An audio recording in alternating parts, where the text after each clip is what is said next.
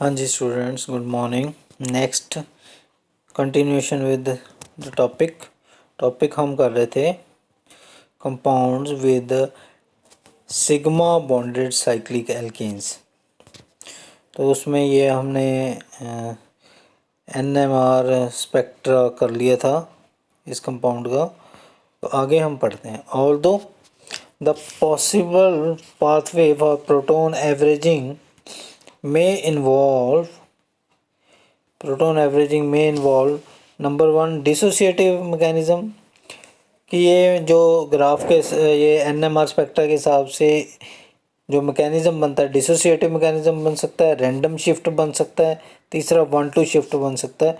यानी movement of metal atom around cyclopentadienyl ring from one carbon to carbon alpha to it, बिल्कुल साथ वाले पे मूवमेंट होगी मेटल की। तो इस तरह से भी बन सकता है। इसको बोलते हैं 1-2 मेटल शिफ्ट या फिर 1-3 metal shift. Yet the experimental evidence favour 1-2, लेकिन एक्सपेरिमेंटल एविडेंस 1-2 की तरफ जाते हैं। तो ये थोड़ी सी टर्म्स है NMR में याद रखने वाली हैं जो मैंने ये पेंसिल से लिखी हुई हैं।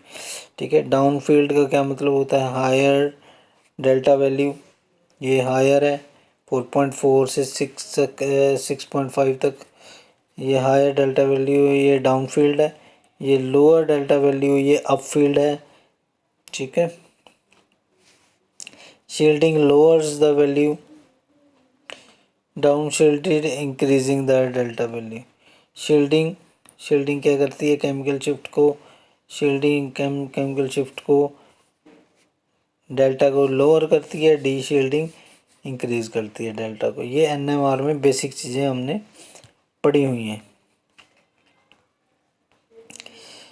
तो ये है 1-2 शिफ्ट जिसकी हम बात कर रहे थे। 1-2 शिफ्ट में क्या हो रहा है ये देखते हैं। 1-2 शिफ्ट में ये मेटल है, यहाँ से इस कार्बन सेकंड पहले 1 कार्बन पे लगो, फिर 2 पे आएगा, ऐसे। तो ये जैसे ही ये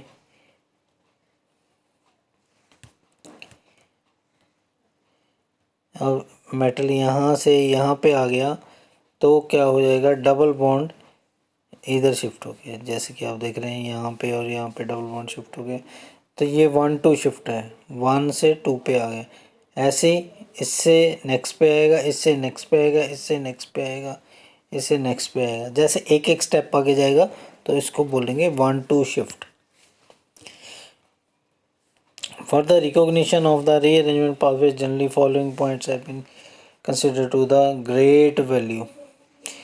number 1, unsymmetrical collapse of the low pattern. देखो ये रीअरेंजमेंट पाथवे क्या है, ये कुछ पॉइंट्स हैं जो देखे गए। नंबर 1 पॉइंट है अनसिमेट्रिकल कोलैप्स हो गया लो फील्ड पे, लो फील्ड यानी 5.8 टू 6.4 एलिमिनेट। इससे क्या हो जाएगा? ये एलिमिनेट करेगा रैंडम एक्सचेंज। क्या मतलब? रैंडम एक्सचेंज नहीं हो सकता। अगर ये कोलैप्स हो गया सिग्नल इस पे, तो इसका मतलब रीअरेंजमेंट जो है रैंडम साइड नहीं हो सकता। रीअरेंजमेंट पे making all the sides equivalent. ठीक है। तो रैंडम एक्सचेंज नहीं हो सकता। This type of observation can be lead to the only the दो पॉसिबिलिटी हो सकती हैं। क्या 1-2 शिफ्ट होगा या 1-3 शिफ्ट होगा, बस। बट नॉट द मिक्सचर नहीं होगा। तो close examination of the spectrum permits one to distinguish between the latter two pathways. तो यानी कि दोनों में से कोई पाथवेज हो सकते हैं, रैंडम एलिमिनेशन नहीं हो सकता। इससे ये पता चलता है। तो मल्टीप्लेट्स इन द लो फील्ड में डिस्क्राइब ए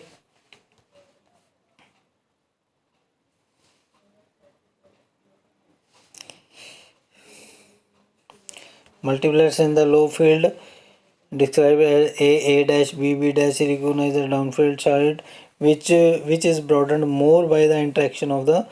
तो मल्टीप्लायर्स जो लो फील्ड में आए थे ए डैश बी डैश रेजोनेंस के डाउनफील्ड साइड में विच इज़ ब्रॉडेंड मोर, जो कि ब्रॉड हो गए थे डाउनफील्ड साइड के सिग्नल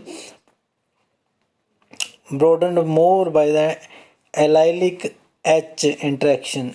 H जो allylic H है उससे इंट्रैक्शन होने के कारण कंपेयर टू द अपसाइड, और अपसाइड के मुकाबले में जो डाउन साइड के सिग्नल हैं वो ब्रॉड हो गए थे, क्योंकि वो एलाइलिक एच के साथ इंटरेक्ट कर रहे थे। This may be due to alpha hydrogen atom. Alpha hydrogen atom की वजह से हो सकता है। It may be noted that the assignment of alpha beta character on the basis of chemical shift is initially risky. अभी note कर लो कि ऐसा अल्फ़ा बीटा करैक्टर सिर्फ केमिकल शिफ्ट के बेस पे रिस्की है, इसलिए हम शुरू में नहीं बता सकते। लेकिन however the magnitude of coupling constant is fairly safe enough to indicate alpha beta character. लेकिन कपलिंग कांस्टेंट के मैग्नीट्यूड से ये अल्फ़ा बीटा करैक्टर पता चल जाता है। जैसे alpha proton would be coupled at two hertz more strongly to allylic hydrogen. Alpha protons है जो एलाइलिक हाइड्रोजन से 2 हर्ट्ज सिग्नल पे कपल करेंगे strongly as compared to beta proton. Beta proton का कपलिंग कांस्टेंट कम है 0.5। तो in the view of above downfield part of the multiplied which तो ये देखने पर कि डाउनफील्ड पार्ट मल्टीप्लाइड का कोलैप्स करता है faster than the upfield half may be considered to have predominantly alpha character. इसका मतलब वो अल्फा करेक्टर में है। The rearrangement pathway would include more frequent in and out movement of proton in the alpha than in beta environment। तो rearrangement जो है involve करेगा more frequent in and out movement of proton in the alpha environment than in beta। ठीक है, तो इससे ये पता चलता है कि जैसे दोबारा करते हैं, in the view of above downfield part of the multiplet which collapse faster than the upfield half may be consider to have predominantly alpha character. तो इसका मतलब जो डाउनफील्ड पार्ट है जिसकी वजह से अल्फा करेक्टर के सिग्नल आ रहे थे वो ज़्यादा कोलैप्स करता है। And the rearrangement pathway would include more in and out movement of proton. तो इन एंड आउट मूवमेंट हो रही है प्रोटॉन्स की in alpha environment than in beta environment. तो बीटा एनवायरनमेंट में नहीं हो रही, अल्फा एनवायरनमेंट में हो रही। This is easily recognise that succession is. तो ये जो बीटा एनवायरनमेंट में नहीं हो रही, अल्फा एनवायरनमेंट में हो रही है, तो इससे जो ये सिग्नल है कि 1-2 शिफ्ट है causes the redistribution of protons among the alpha environment twice often as the beta environments। तो यहाँ से पता चल जाएगा कि अगर 1-2 शिफ्ट जो है डबल ट्वाइस आएंगे एज कंपेयर टू द जो रीडिस्ट्रीब्यूशन हो रही है बीटा एनवायरनमेंट में उससे ट्वाइस आएंगे, क्योंकि बीटा एनवायरनमेंट में 1-3 शिफ्ट होता है, एक एक छोड़ के होता है। बीटा एनवायरनमेंट में 3 जंप मारेगा, एक को छोड़ के एक को छोड़ के, जैसे ऊपर साथ वाले पे जंप कर रहा है मेटल, तो ऐसा नहीं होगा, एक कार्बन को छोड़ के फिर अगले कार्बन को छोड़ के उससे नेक्स्ट, तो ये 1-3 शिफ्ट हो जाएगा।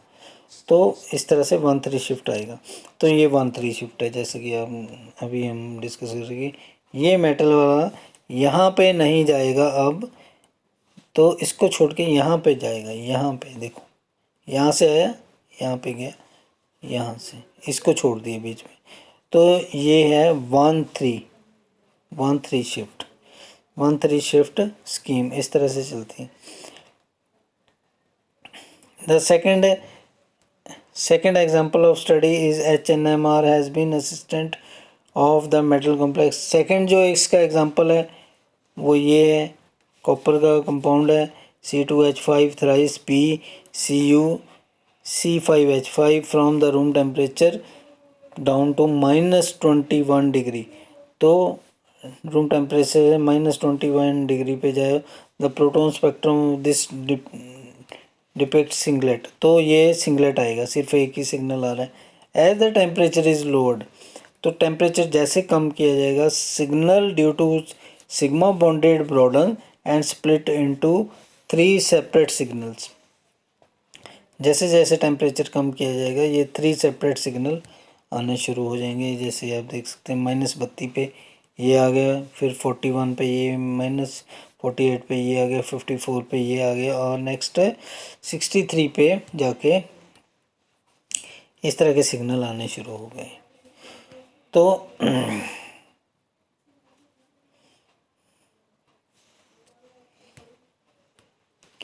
in the worthwhile mention that the spectral behavior of molecule this is at 63 is consistent with the structure depicted in section 5.1। section 5.1 क्या था?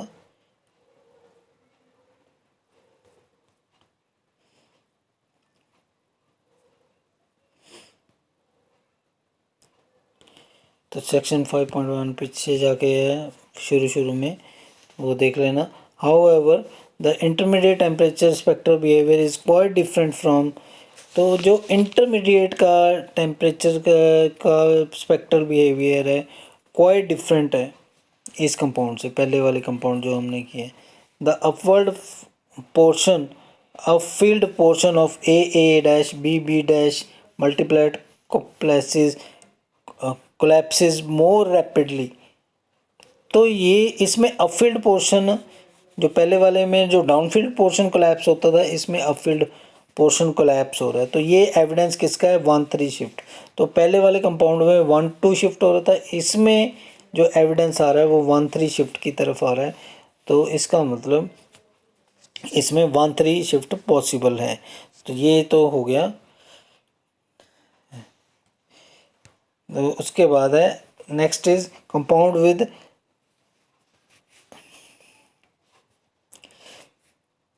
alpha bonded cyclic alkene।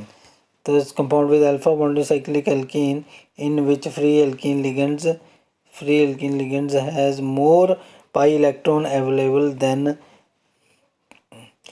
than required to satisfy 18 electron. 18 electron से ज़्यादा EN rule के हिसाब से electrons होते हैं, और इसमें ये वाले एग्जांपल हैं।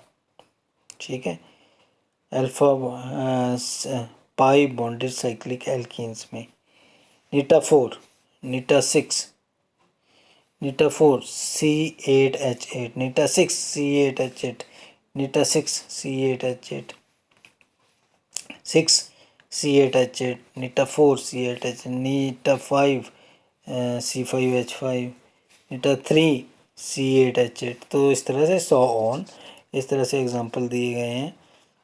तो ये NMR में क्या होता है, इस NMR में क्या होता है ये देख लेते हैं। It has been studied that the NMR spectrum in the solution these molecules generally undergo rapid rearrangement which is recognized by the fuel lines। तो इस तरह के मोलिक्यूल्स इंट्रा मोलिकुलर रीअरेंजमेंट देते हैं जो कि रिकॉग्नाइज करते हैं few lines in the spectrum than would expect from the static molecule. उससे कम लाइंस आती हैं स्पेक्ट्रम में। द HNMR ऑफ 5.13 फिगर ये है, इस FeCO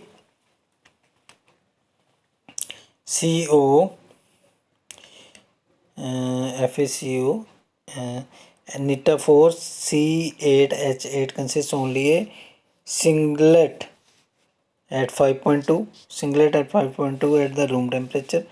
रूम टेम्परेचर पे ये सिंगलेट देती है 5.2 पे डेल्टा पे। It splits into 2 broad signal then 145 -145 पे जाके -145 पे जाके ये सिग्नल आ जाते हैं।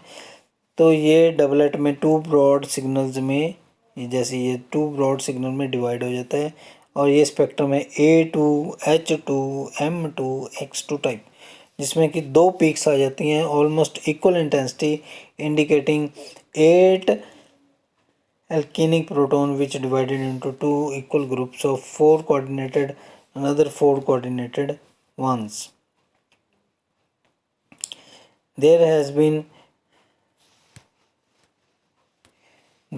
considerable controversy regarding the assignment of 2 signals of above signal as well as the actual instantaneous structure of the rearrangement pathway. तो ये कंट्रोवर्शियल है, एक्चुअल कौन सा है, रीअरेंजमेंट पाथवे कौन सा है। तो इंटरस्टेनियस स्ट्रक्चर जो है 5.14 लो टेम्परेचर पे सजेस्ट किया है इस साइंटिस्ट ने, करेक्टर ने, इनको वर्कर 1966 में। ये वाला बोर्ड शेप, ये बोर्ड की शेप का है, और ये दो FeCO3 दो एल्कीन से करता है, तो ये नीटा 4 की तरह एक्ट कर रहा है। नीटा 4 मतलब कि दो बॉन्ड्स हैं, डबल बॉन्ड, तो नीटा 4 की तरह एक्ट कर रहा है इसमें। तो इसमें और क्या है, this structure has been X ray determination configuration, it is 1,3 diene metal type. तो ये उल्टा करके इसको देखा, केलर एंड कोवर्कर ने ये आर्गू किया कि इसकी फेवर में Fe इस तरह से डायनामिक एक्सचेंज करता रहता है, कभी इन दो पे, कभी इन दो पे, कभी इन दो पे, कभी इन दो पे। तो इस इक्विलिब्रियम है दोनों का, कि दोनों एक्सचेंज, डायनामिक एक्सचेंज इनमें चलता रहता है। तो कॉटन और कोवर्कर ने 1966 में ये कुछ और ही सजेस्ट कर दिया कि static tub bonded C8H8 structure है, in which coordinated alkenic proton give rise to high field signal. तो उसमें ये आ गया, हाई फील्ड सिग्नल में ये आ गया, ठीक है। तो इस तरह से कॉटन ने स्ट्रक्चर को किया कि ये अब तीनों ने अपने अपने एक्सप्लेनेशंस दी कि ये कॉटन सजेस्टेड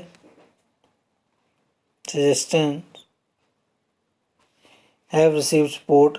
कॉटन के सजेशन ने जो सपोर्ट आई स्टडी ऑफ NMR स्पेक्ट्रा से आई, जिसमें metal d cyclooctatetraene 2 3 4 5 6 7 D6 iron tricarbonyl by Anet coworker से, who showed that terminal and internal proton of 1,3 diene moiety coordinated to iron showed little difference in chemical shift। मतलब जो ये 1,3 diene moiety से iron जुड़ा हुआ है, वो chemical shift में थोड़ा सा शो लिटिल डिफरेंस, मतलब कोई डिफरेंस नहीं हो रहा था केमिकल शिफ्ट होने पे। तो in spite of the evidence of above cotton structure, some more data has been accumulated favoring 5.14 also। उसके अलावा 5.14 के एविडेंस में और कोई स्ट्रक्चर भी और भी डाटा है। दिस स्टोरी स्टिल इनकम्प्लीट, अभी तक ये पता नहीं है कि कौन सा स्ट्रक्चर एक्चुअल में है। तो with the intuition the behaviour of ruthenium ऐसे ही अलग है, रुथेनियम का कॉम्प्लेक्स है, would be similar to its the iron analogue and rate of arrangement में बी स्लोअर। इस तरह का रुथेनियम का ये है RuCO3 नीटा 4 C8H8। The observe spectra in figure 17 and 18। तो ये स्पेक्ट्रा है फिगर 17, ये 17 है, फिगर 17 है।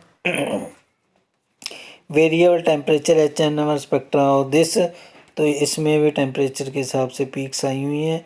आप लोग देख सकते हैं कि हायर टेम्परेचर पे पीक सिंगलेट थी 25 पे, फिर माइनस में जाता गया, टेम्परेचर डिक्रीज़ करते गए करते गए करते गए करते गए, तो -109 डिग्री पे जाके पीक्स अलग हो गई। तो ये भी एविडेंस है। तो इस तरह से 115 पे, 120 पे, 128 पे, 147 पे, ये देखिए पीक्स अलग ही बिल्कुल ही अलग होगी। 4 पीक, जो 25 पे एक पीक थी वो 147 पे 4 पीक्स में कन्वर्ट होगी। तो ये फ्लक्शनल बिहेवियर का ही एग्जांपल है। अगर फ्लक्शनल बिहेवियर होता है तो टेम्परेचर के हिसाब से पीक्स चेंज हो जाती हैं। अगर फ्लक्शनल बिहेवियर नहीं है तो टेम्परेचर चाहे जो मर्जी हो, वो कभी भी पीक्स चेंज नहीं करेंगे। तो ये है सबसे बड़ा HNMR ही बताता है कि ये फ्लक्शनल बिहेवियर है या नहीं है, जब हम टेम्परेचर उसका चेंज करते हैं तो, ठीक है। तो ये है spectra of RuCO3 नीटा 4 C8H8 is the lowest temperature essentially emitting spectra even spin hyperfine structure demonstrate fully without abnormalities. The interstitial structure is of the 1,3 metal type, जो फिगर 5.14 में है। तो उससे ये पता चलता है कि 1,3 डाइन मेटल टाइप स्ट्रक्चर है फिगर 5.14 में जो है। The technique is the computer simulation of spectra employed to ascertain the. तो कंप्यूटर सिमुलेशन भी की गई जो कि रीअरेंजमेंट पाथवे को जानने के लिए, वो ये है। तो ये आपको याद रखने की इतनी ज़रूरत नहीं, वैसे तो देख भी सकते हैं, इजी डायग्राम है। सिंगल पीक से ये सिंगल पीक से स्टार्ट हो गया, इस तरह से टेम्परेचर के हिसाब से लोअर पे जाके 4 पीक्स बन रही हैं। ये कंप्यूटर सिमुलेशन है, 4 पीक्स बन रही हैं। तो इस तरह से तो पॉसिबल पाथवेज 1 2 1 3 1 4 रैंडम शिफ्ट ये थे। The computer spectra for all aspect 1 2 were in gross qualitative disagreement of observed spectra. For 1 2 shift agreement is very close. तो 1 2 शिफ्ट के लिए एग्रीमेंट बहुत क्लोज है, तो ये 1 2 शिफ्ट ही मानी जाती है as compare to the 5.17 and 5.18। तो in addition to this and this molecule which have been target of intensive study and our study has been known rigidity have been made on several compounds of iron and ruthenium more than one metal। तो ये भी बाकी के examples हैं, बस ये जानने की ज़रूरत है। दो एग्जांपल या एक एग्जांपल तो सभी का आपने कर लेना है। तो ये आज तक के लिए थैंक यू।